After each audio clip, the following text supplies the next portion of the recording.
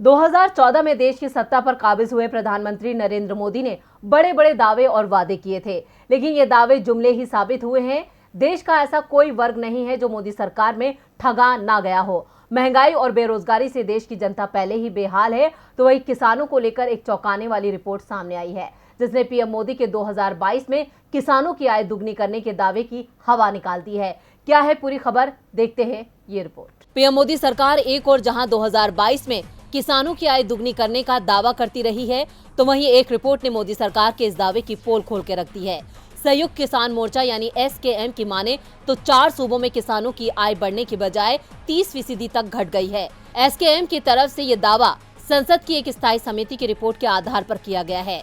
शनिवार को किसान मोर्चा ने कहा, जिस तरह से डीजल, पेट्रोल और उर्वरकों की कीमतों में इजाफा किया गया है, उससे साफ है कि मोदी सरकार किसान विरोधी है।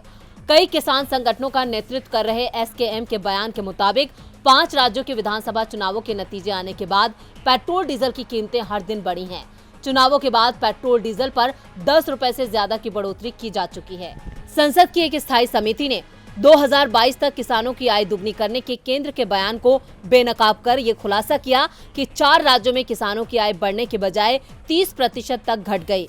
पिछले 3 साल में कृषि मंत्रालय मंजूर बजट को खर्च करने में नाकाम रहा है। रिपोर्ट में ये भी माना जा रहा है कि किसान मान धन योजना के नाम पर किसानों को पेंशन देने की योजना पूरी तरह नाकाम हो गई है। अब इसके बाद संयुक्त किसान मोर्चा ने सरकार को चेतावनी दी है कि देश के किसान अपने खिलाफ साजिश को बर्दाश्त नहीं करेंगे। किसान संगठन ने DAP और NPKS उर्वरकों की कीमत में इजाफे को लेकर भी चिंता जताई है। DAP खाद की बोरी की कीमत 150 रुपए तक बढ़ा दी गई है, जिसकी वजह से अब इसकी कीमत 1350 रुपए हो गई है। अब किसान एक बार फिर मोदी सरकार से आर पार की लड़ाई का मन बना रहे हैं।